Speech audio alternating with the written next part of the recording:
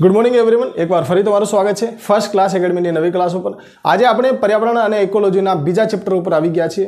First ચેપ્ટરમાં જે આપણું first lecture હતું એમાં આપણું જે ચેપ્ટર હતું એ અધૂરું રહી ગયું હતું, કેમ કે વિડીયો જે હતો બહુ લાંબુ થઈ ગયો હતો। સેશન આપણું 1 કલાકનું લગભગ થઈ ગયું હતું।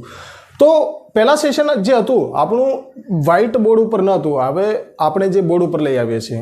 પહેલા જે સેશન હતું આપણું એ ડિજિટલ બોર્ડનું હતું અને તેમાં પિક્ચર્સ વધારે હતા। હવે આપણે જ્યારે જરૂર લગતી હશે ત્યારે હું તમને પિક્ચર્સ અહીં અપલોડ નાખી દઈશ। આ એક બોર્ડ ઉપરનો અમારો લેક્ચર છે અને હવે લગભગ બોર્ડ ઉપર જ આવવાના છે લેક્ચર, કેમ કે આમાં જે તમને ફેસ ટુ ફેસ જે કનેક્શન થશે એમાં સારું નોલેજ આવશે, સારું એક એડવાન્ટેજ આમાં તમને થશે। તો કમેન્ટમાં લખજો કે જે તમને ફર્સ્ટ લેક્ચર છે એ વધારે ગમી રહ્યું છે કે આ જે લેક્ચર અમે બોર્ડ ઉપર શરૂ કરવા જઈ રહ્યા છીએ એ વધારે ગમી રહ્યા છે। કેમ કે આના પરથી અમે શું કરીશું કે તમારા નેક્સ્ટ જે પણ લેક્ચર્સ આવશે, પોલીસ ભરતીના પર લેક્ચર આવી શકે છે અને કંડક્ટરના પણ ઘણા અમુક જે ઇમ્પોર્ટન્ટ લેક્ચર્સ હશે એ અમે લઈશું। તો એ બધા લેક્ચર્સ તમારા પછી આવી રીતને ચાલતા રહેશે, તમારે પછી કંઈક ટેન્શન લેવાની નથી। ચાલો હવે આપણે વગર લેટ કરીએ આપણે ચાલીએ પર્યાવરણની રચનાના જે આપણે 4 વાત ઉપર આપણે ચર્ચા કરી હતી। સૌથી પહેલા વાતાવરણ, જલાવરણ, મૃદાવરણ અને જીવાવરણ। આમાં આપણે શું કર્યું હતું, પહેલા જે તમે લેક્ચર જોયું હશે તો એમાં ઇન્વાયરમેન્ટ અને ઇકોલોજી વિશે આપણે ઇન્વાયરમેન્ટ વિશે આપણે આખું કોન્સેપ્ટ સમજ્યું હતું કે ઇન્વાયરમેન્ટ શું છે, એમાં શું ઘટકો હોય છે, શું હોય છે। પછી આપણે વાત કરી કે ઇન્વાયરમેન્ટની જે પર્યાવરણની રચના છે એ કેવી રીતના થાય છે। તો રચનામાં જોયું હતું કે વાતાવરણ વિશે આપણે સંપૂર્ણ માહિતી લઈ લીધી હતી। આ 2-3 રહી ગયા હતા, જલાવરણ, મૃદાવરણ અને જીવાવરણ। હવે આપણે આજે આ 3 વિશે વિચાર કરીશું અને બીજા ઘણા બધા ટોપિક્સ છે એના વિશે પણ વિચાર કરીશું। જેટલું આજે થઈ જશે એટલું આપણે કરી નાખીશું। સૌથી પહેલાં એક વાત કરી છે કે જે વાતાવરણ હતું એમાં આપણે વાત કરી હતી કે વાતાવરણમાં અલગ અલગ લેવલ ઉપર જ્યારે આપણે ઉપર જઈએ તો અલગ અલગ લેવલ ઉપર અલગ અલગ સ્તરો આવેલા હોય છે। તો સૌથી પહેલાં આપણે વાત કરી હતી કે છોભ આવરણ હતું,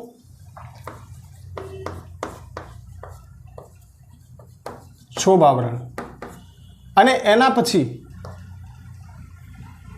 આ જે આવરણો છે નીચેથી છે કે છોભ આવરણ આવશે, પછી એના ઉપર સમતાપ આવરણ આવે, પછી એનાથી ઉપર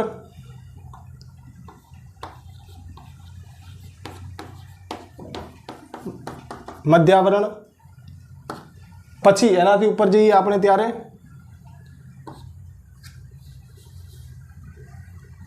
થર્મોસ્ફિયર,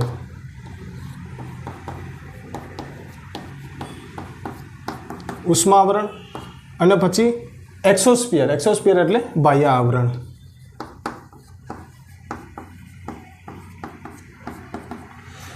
આ જે આપણે 4 આવરણો વિશે વિચાર કર્યો હતો કે આ જે છે એ વાતાવરણમાં છે। સૌથી નીચેનું જે આવરણ છે એ ક્ષોભ આવરણ છે, એની ઉપર જઈશું તો આપણને સમતાપ આવરણ મળશે અને એની ઉપર આ સ્ટ્રેટોસ્ફિયર છે, આ મધ્યાવરણ એટલે મિસોસ્ફિયર છે, ઉષ્માવરણ એટલે થર્મોસ્ફિયર છે, બાહ્યાવરણ એટલે એક્સોસ્ફિયર છે। તમને અહીંયા એક વાત જણાવી હતી કે જે એક આમાંથી કંઈક આવરણ છે, તમે કમેન્ટમાં લખજો કયો આવરણ હતો, કેમ કે તમને યાદ છે કે નહીં। એક આવરણ છે, આમાં એક આવરણ એવો છે જેમાં હતી અલ્ટ્રાવાયોલેટ્સ રે, યુવી એટલે પારાજાંબલી।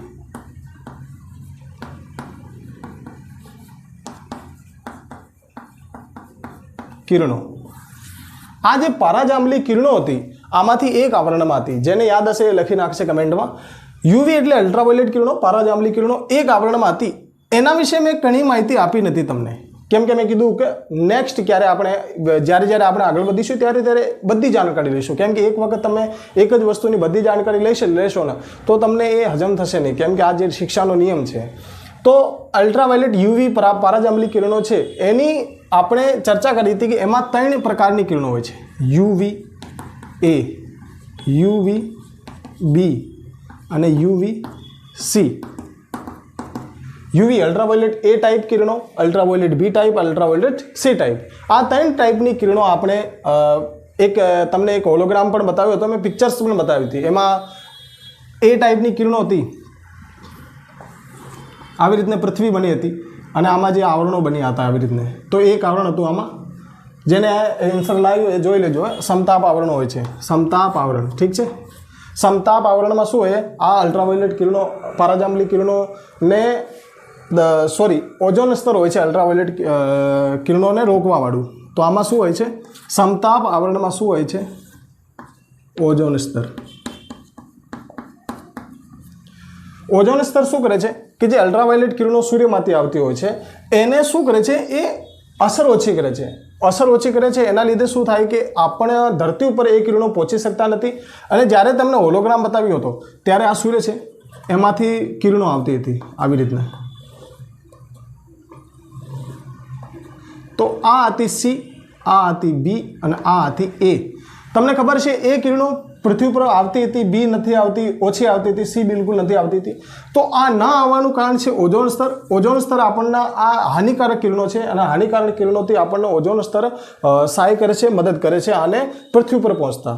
તો સૌથી ઘાતક કિરણો હતી એમાં સી ટાઈપની કિરણો, જેમની જે તરંગ લંબાઈ છે એ 100 nm થી 280 nm. 280 nmની આની તરંગ લંબાઈ છે યુવી અલ્ટ્રાવાયોલેટ સી કિરણોની. અને બીજી જે બી કિરણો છે 280 સી 320 nm અને અલ્ટ્રાવાયોલેટ એ એટલે 320 થી 400 nm. તો આવી રીતને આમની તરંગ લંબાઈ છે. તરંગ લંબાઈના આધારે તમે શું શીખશો કે 400 થી 700 nm જેટલી તરંગ લંબાઈ હોય છે એ આપણને દેખાય છે પ્રકાશ સ્વરૂપે. પ્રકાશ દેખાય છે. ઠીક છે. તો જે તરંગ લંબાઈ 400 થી 700 nm હોય છે એ આપણને શું હોય છે? એ આપણને દેખાય છે. તો આ જે કિરણો છે, જે અલ્ટ્રાવાયોલેટ કિરણો છે એમની તરંગ લંબાઈ 400 થી વધારે છે જ નહીં. તો આ કિરણો આપણને દેખાતી નથી. એવી જ રીતને જો ન દેખાય એવી એક્સરે કિરણો હોય છે એ પણ આપણને દેખાતી નથી.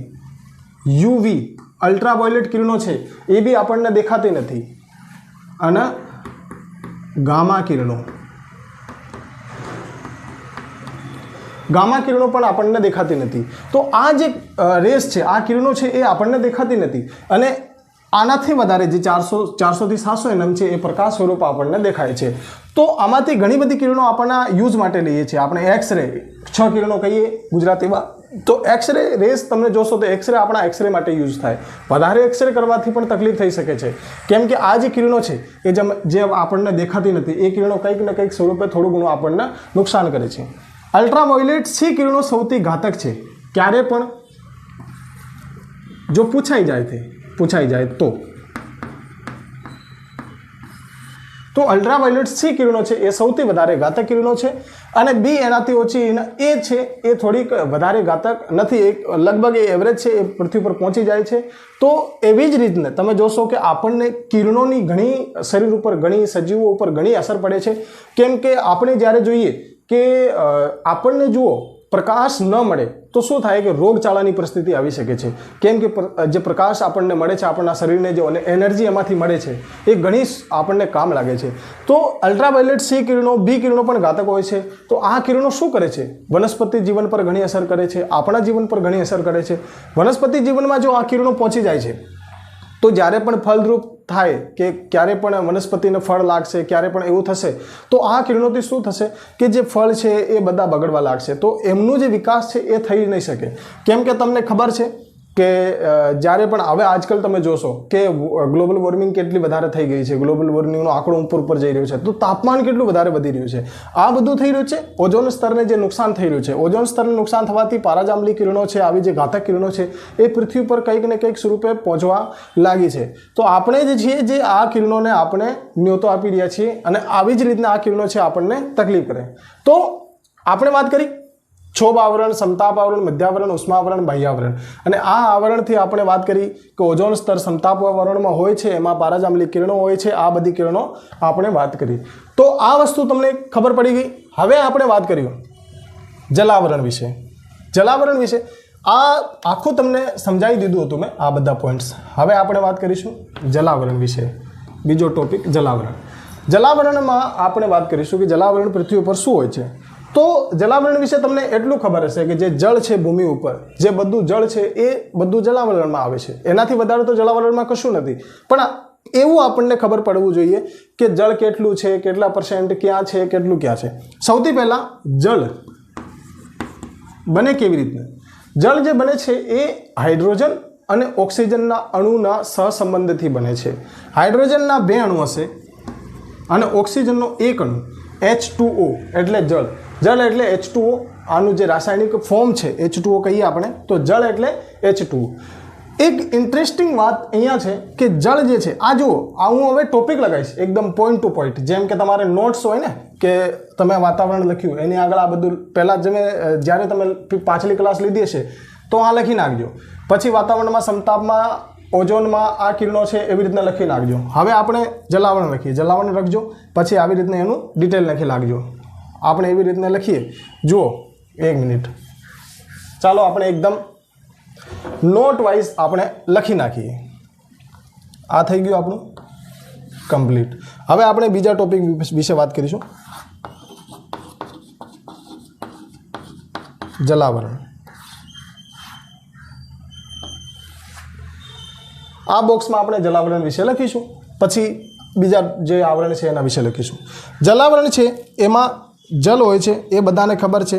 જલનું રાસાયણિક ફોર્મ 2 હાઇડ્રોજનનો અણુ અને 1 ઓક્સિજનનો અણુ. ઠીક છે, આ ખબર પડી ગઈ. હવે એક ઇન્ટરેસ્ટિંગ વાત છે કે જળ છે એ પૃથ્વી પર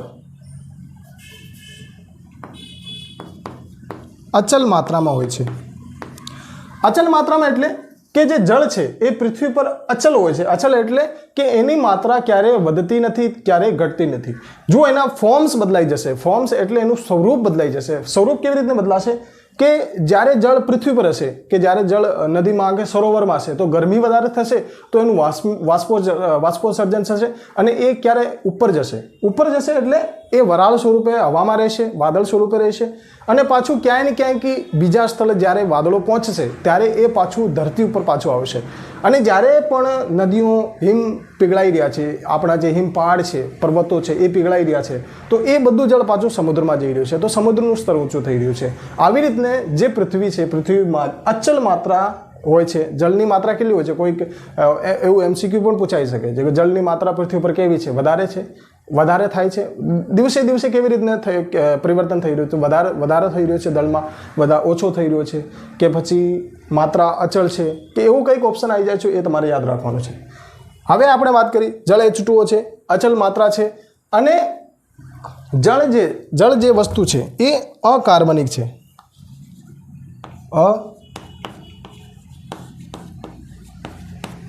અકાર્બનિક જળ જે છે એ અકાર્બનિક છે એટલે એમાં કાર્બન હોતું નથી. બીજા ઘણા જે તત્વો છે આપણા, જે મૃદાવરણ છે કે જીવાવરણ છે, ત્યાં બધામાં ક્યાંય ને ક્યાંય કાર્બન હોય છે, પણ જળ જે છે એ કાર્બન હોતું નથી, એમાં બિલકુલ અકાર્બનિક હોય છે. હવે આપણે વાત કરીએ કે જે જળ છે,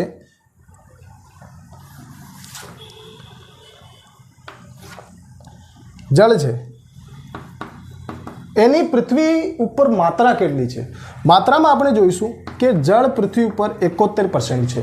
71% આપણી પૃથ્વી ઉપર જળ છે અને આ જે જળ છે એ બધે સ્વરૂપે વિખરાયેલો છે, વેચાયેલો છે. કેમ કે આપણને ખબર છે કે જે મૃદાવરણ છે એ 29% છે અને 71% આમાં જે જળ છે. હવે આપણે વાત કરીશું કે આ જળ ક્યાં ક્યાં કેવી રીતને વેચાયેલું છે.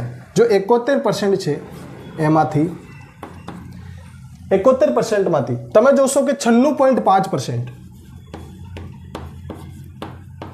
96.5% જળ ક્યાં આવેલું છે તમને ખબર છે? સમુદ્રમાં આવેલું છે. ક્યાં આવેલું છે?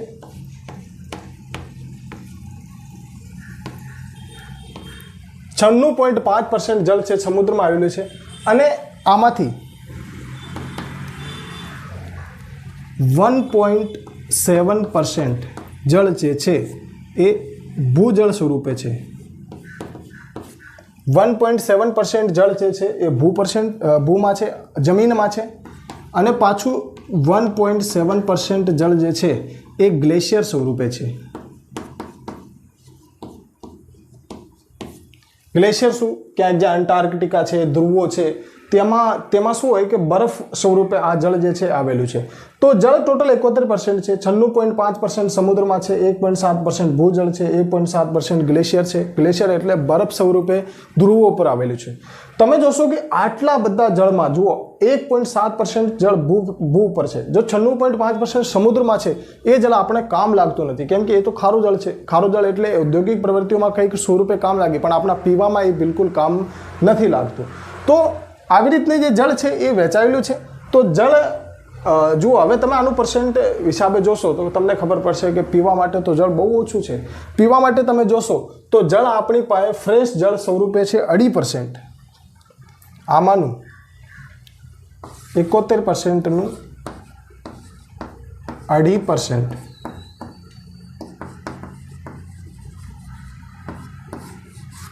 ફ્રેશ જળ છે. 2.5% ફ્રેશ જળ છે. તો એમાંથી ઘણું બધું જળ છે એ સમુદ્રમાં છે, ગ્લેશિયર સ્વરૂપે છે. ફક્ત 2.5% જળ જે છે એ ફ્રેશ છે. 2.5%માં પણ તમને જોશો તો તમને પીવાલાયક જે જળ છે એ મળતું જ નથી. કેમ કે તમે જોશો કે આમાંથી 98 લગભગ 8%, 2.5%નો 98.8% જળ જે છે એ જળ તમે જોશો તો બરફ સ્વરૂપે કે કંઈક બીજા સ્વરૂપે છે, એ તમને મળતું નથી. કેમ કે એ બધું જળ પીગળાઈને ધીમે ધીમે આવી રહ્યું છે, નદી માર્ગે આવી રહ્યું છે.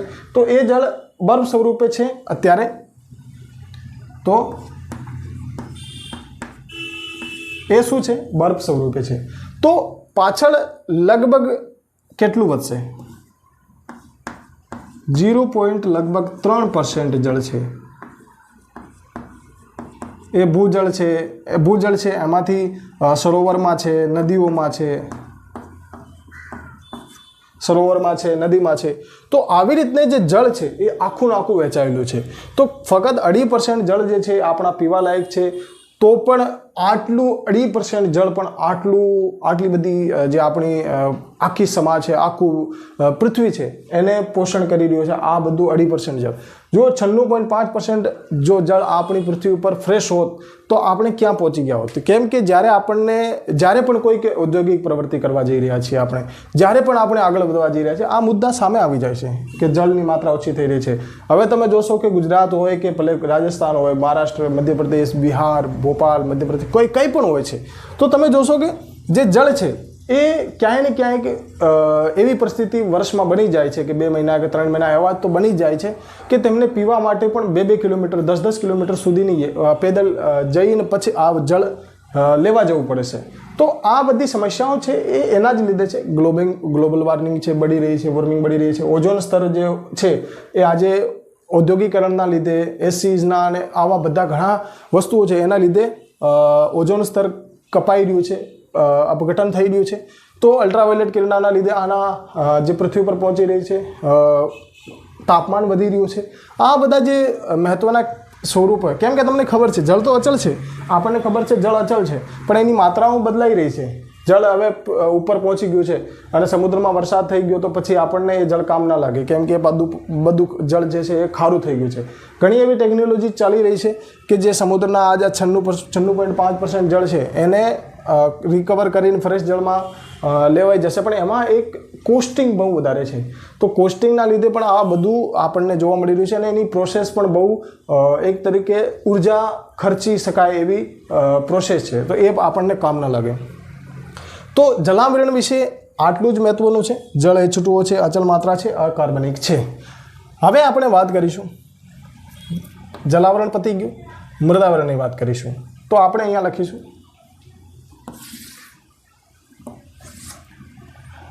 ત્રીજો,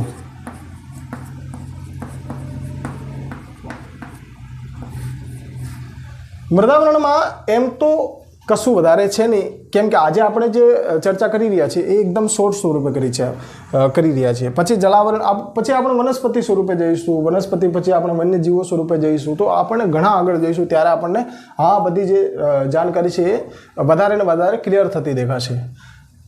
ચાલો, મૃદાવરણ છે શું સૌથી પહેલાં એ જોઈશું. તો મૃદાવરણ શું છે? સપાટી છે. સપાટી એક એવી સમતલ હોય કે ઉબડ ખાબડ હોય, કેવી રીતના સપાટી કેવી પણ હોઈ શકે છે. પૃથ્વીની સપાટી ઉબડ ખાબડ છે તો મૃદાવરણ શું છે? સપાટી છે. આ સપાટીમાં જે આ સપાટી છે એ ખનિજ કે પછી જે ખનિજ કે પછી અકાર્બનિક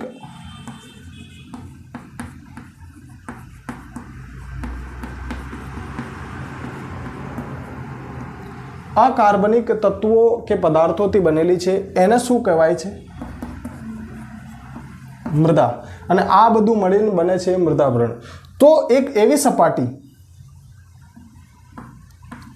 સપાટી જે ખનિજ કે અકાર્બનિક તત્વોથી બને છે એને મૃદા કહેવાય છે.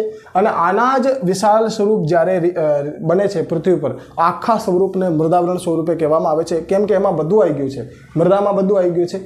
હવે આપણે એક વાત કરીશું કે આ જે એનું નિર્માણ છે, મૃદાનું નિર્માણ છે, એ સદીઓથી ચાલી રહી પ્રક્રિયાથી થાય છે. આનું નિર્માણ સદીઓની પ્રક્રિયા થાય છે. અપઘટન કે પછી તમે ધોવાણ કહી શકો. તો જે આ પ્રક્રિયા છે, નિર્માણની પ્રક્રિયા છે, એ અપઘટન કે ધોવાણની પ્રક્રિયાથી લાંબા સમયથી, સદીઓથી થાય છે. ત્યારે જઈને આ મૃદાવરણ આપણું તૈયાર થાય છે. તમને ખબર છે જ્યારે પણ સજીવ સૃષ્ટિનો વિકાસ થયો ક્યાંક નવા ગ્રહ ઉપર, ત્યારે શું થાય છે કે એક જમીનમાં ભીનો સૂકો થાય છે. ભીનો સૂકો એટલે કે જમીન થોડાક દિવસો માટે ભીની રહેશે, પછી પાછી સુકાઈ જશે, પાછી ભીની રહેશે, પછી સુકાઈ જશે. તો આવી રીતને જે ભૂમિ છે એનું અપઘટન થાય છે અને ધીમે ધીમે ભૂમિ પણ વિકાસ પામે છે અને ધીમે ધીમે એમાં સજીવ સૃષ્ટિ પણ વિકાસ પામે. તો ભૂમિ એવી જ હોવી જોઈએ કે જેમાં સજીવ સૃષ્ટિને અનુકૂળ હોય. હવે ભૂમિ જે છે એ અલગ અલગ પ્રકારની છે. ભૂમિ જે છે એ પ્રકાર સ્વરૂપે વહેંચાયેલી છે. પ્રકાર અનેક છે એના. આના અનેક પ્રકારના સ્વરૂપે આનું વર્ગીકરણ થઈ જાય છે. ઘણી વસ્તુઓ જે જમીન છે એ કૃષિ માટે ઉપયોગી છે, ઘણી ભૂમિ એવી છે જે જંગલો માટે ઉપયોગી છે, ઘણી ભૂમિ ઉદ્યોગો માટે, ઘણી ભૂમિ પાણી માટે, એવી રીતે અલગ અલગ સ્વરૂપે ભૂમિનું જે વર્ગીકરણ થાય છે. તો જ્યારે પણ ભૂમિનું વર્ગીકરણ થાય છે ત્યારે આપણને ખબર પડે કે આ ભૂમિ ઉદ્યોગ માટે સારી છે, આ ભૂમિ ખેતી કરવા માટે સારી છે. તો એવી રીતને આપણે મૃદાવરણ વિશે આટલું સમજવાનું છે અત્યારે. ઠીક છે, તો મૃદાવરણ થઈ ગયું આપણું. હવે આપણે વાત કરીશું જીવાવરણ વિશે. જીવાવરણ વિશે વાત કરીશું, જે ચોથો પોઈન્ટ છે આપણો.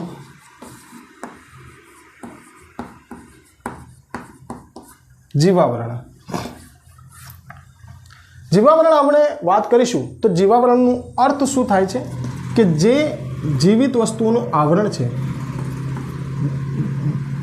જીવિત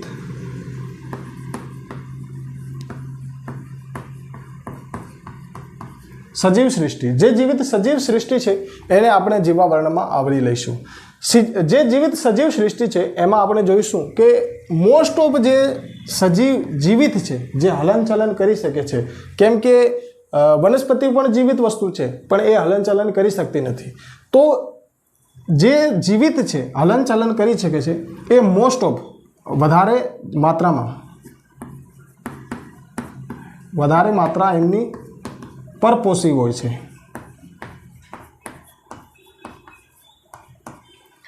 પરપોષી એટલે કે જે વધારે ને વધારે જે સજીવોની માત્રા છે એ પરપોષી એટલે પોતાના પોષણ માટે બીજા ઉપર નિર્ભર હોય છે.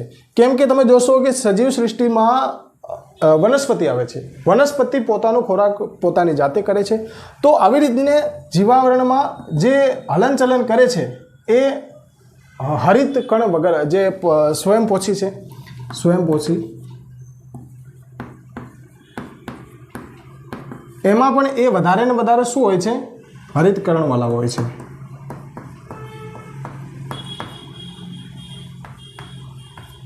સ્વપોષી હોય એ હરિતકણવાળા હોય છે. કેમ કે જેમના હરિતકણ વનસ્પતિમાં હોય છે તો વનસ્પતિ વધારે ને વધારે સ્વયંપોષી છે, એ પોતાનો ખોરાક જાતે તૈયાર કરે છે. આપણે બીજા સજીવ છીએ જે આપણું પોતાનું ખોરાક આપણે જાતે તૈયાર કરતા નથી. તો આવી રીતે આપણે વાત કરીશું જીવાવરણમાં જીવિત વસ્તુ હોય છે, વધારે માત્રા પરપોષી હોય છે, જે બીજા ઉપર પોતાના પોષણનો આધાર રાખે છે, અને મોટી માત્રા ઓછી માત્રામાં જે સ્વપોષી છે એ હરિતકણ ધરાવતા હોય છે. હવે આપણે વાત કરીશું જીવાવરણનું વર્ગીકરણ કેવી રીતના કરી શકાય છે. જીવાવરણનું વર્ગીકરણ 3 પ્રકારમાં કરી શકાય છે. ફર્સ્ટ પ્રકાર જે છે એમાં વનસ્પતિ, બીજો પ્રકાર છે એમાં સજીવ, જે જીવ કહી શકીએ આપણે, અને ત્રીજો પ્રકાર સૂક્ષ્મજીવ. વનસ્પતિ, જીવ અને સૂક્ષ્મજીવ, એવી રીતને આપણે જીવાવરણને 3 પ્રકારમાં વિભાજિત કરી શકીએ. વનસ્પતિ જે છે એ સ્વપોષી છે, સ્વયંપોષી છે, અને જીવ જે છે એ બી 3 પ્રકારના છે. જીવ જે છે એ પ્રાણીઓ છે. પ્રાણીઓમાં શું હોય કે એક તો પ્રથમ પોષક જે સ્વયં પોષી હોય છે, બીજું ઉપભોગતા, પ્રથમ ઉપભોગતા, દ્વિતીય ઉપભોગતા અને તૃતીય ઉપભોગતા. તો એમાં શું હોય છે કે જે હરણ હોય છે કે જે સસલા હોય છે એ ફક્ત ને ફક્ત શું કરે છે, વનસ્પતિ ઉપર જ નિર્ભર હોય છે. તો એ પ્રથમ ઉપભોગતા વનસ્પતિના છે. હવે તમે કહેશો કે સિંહ ઘાસ ખાશે તો સિંહ ઘાસ ના ખાય, તો એ પ્રથમ વસ્તુને યુઝ ના કરે. પ્રથમ વસ્તુમાં આપણે ગાય હોય, ભેંસ હોય કે હરણ હોય છે, એવા જીવો છે એ બધા પ્રથમ ઉપભોગતા છે. પછી બીજા ઉપભોક્તામાં જે હરણને ખાઈ શકે, જે ગાયને ખાઈ શકે, જે ભેંસને ખાઈ શકે છે, કે એવા જે જીવો, જંગલી જીવોની વાત કરી રહ્યા છીએ, કેમ કે એ બધા કોઈને છોડતા નથી. સસલાને પણ ખાઈ જાય છે, જેમ કે ભેડિયા હોય છે, લકડબગ્ગા હોય છે, કે ઘણા એવા જે જીવો છે એ શું હોય છે કે જે પ્રથમ ઉપભોગ કરે છે એને ખાઈ જાય છે. પછી એક સર્વાહારી પણ હોય છે કે જે માંસાહારી, ટોપ માંસાહારી હોય છે, જેમાં સિંહ આવી જાય છે. જે સિંહ છે એ બધાને ખાઈ શકે છે, કેમ કે જ્યારે એને કંઈક ખોરાક ના મળે તો એ ભેડિયાને પણ ખાઈ શકે છે, લક્કડબગાને પણ ખાઈ જાય છે, અને એ પાછું હરણને પણ ખાઈ શકે છે, સસલાને પણ ખાઈ શકે છે. તો આવી રીતને એ સર્વાહારી છે, સર્વ ખાઈ શકે છે. એમાં મનુષ્ય જે સર્વાહારીમાં આવે છે એ બધું ખાઈ શકે છે. પણ જે આપણા જે આ બધું વસ્તુ આપણે સમજીશું. આપણે ક્યારે સમજીશું? જ્યારે આપણે એનર્જી પિરામિડની વાત કરીશું, જ્યારે આપણે વન્યજીવના પિરામિડો વિશે વાત કરીશું, ત્યારે તમને આ સ્પષ્ટ રૂપે સમજાઈ જશે. અત્યારે તમે વધારે લોડ નહીં લેતા, કેમ કે સ્ટાર્ટિંગમાં જે છે ને એવી આવી રીતને જે આપણે ભણીએ છીએ ને આવી રીતને જ થાય છે. કેમ કે આપણે વસ્તુ આમાં હવે આપણે એક બધું સમજ્યા ને, તો આ બધું કેવી રીતના સમજી ગયા છે કે એકદમ આસાન સ્વરૂપે સમજી ગયા છીએ. ધીમે ધીમે રહીને આપણે આના વિશે અલ્ટ્રા બની જઈશું, પ્રો પ્લેયર હોય છે ને ગેમમાં, એવી રીતને. પછી સર્વાહારી પણ હોય છે કે જે માંસ પણ ખાઈ શકે છે, જે હરી સબ્જીઓ પણ ખાઈ શકે છે. સિંહ હરી સબ્જી ના ખાઈ શકે છે. તો સિંહ હોય છે એ ટોપ માંસાહારી છે, અને આપણે હોઈએ છીએ સર્વાહારી છે, કેમ કે સર્વ ખાઈ શકીએ આપણે. માંસ પણ ખાઈ જઈએ અને વનસ્પતિ પણ ખાઈ શકીએ છીએ. પછી હોય છે સૂક્ષ્મજીવ. સૂક્ષ્મજીવમાં ઘણા એવા બેક્ટેરિયા છે, એ બેક્ટેરિયા હોય છે, નાના નાના હોય છે, એ બધા સૂક્ષ્મજીવમાં આવે છે. સૂક્ષ્મજીવમાં તમે જોશો તો સ્વપોષી પણ હોય છે, જેમ કે સાયનોબેક્ટેરિયા. સાયનોબેક્ટેરિયા તમે જોશો,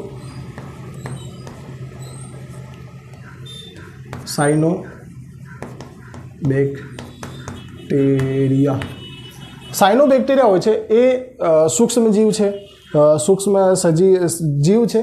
અને પછી સમુદ્રની ગોકળગાય છે એ પણ ઇલિયસ પ્રકારની જે હોય છે એ પણ સૂક્ષ્મજીવ છે. આ જે જીવો છે એ પોતાનો ખોરાક જાતે તૈયાર કરે છે. આ જે જીવો છે એ પોતાનો ખોરાક ક્લોરોફિલની ઉપસ્થિતિમાં તૈયાર કરે છે. તો આવી રીતને કહી શકીએ કે અમુક જે જીવો છે એ પણ પોતાનો ખોરાક જાતે તૈયાર કરે છે.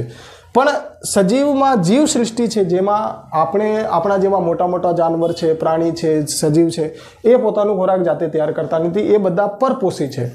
તો આજે આપણે વાત કરી કે જીવાવરણમાં માંસાહારી હોય, તૃણાહારી હોય છે, જે તૃણ ખાય છે. પછી આપણે વાત કરી કે માંસાહારી હોય છે, પછી સર્વાહારી હોય છે. બસ આ 3 પ્રકાર છે, અને એક ઉત્પાદક છે, એ ચોથો પ્રકાર છે. તો આવી રીતને તમે આજે આપણે ચારો આપણા પર્યાવરણની રચનાના ઘટક છે એમના વિશે આજે ચર્ચા કરી.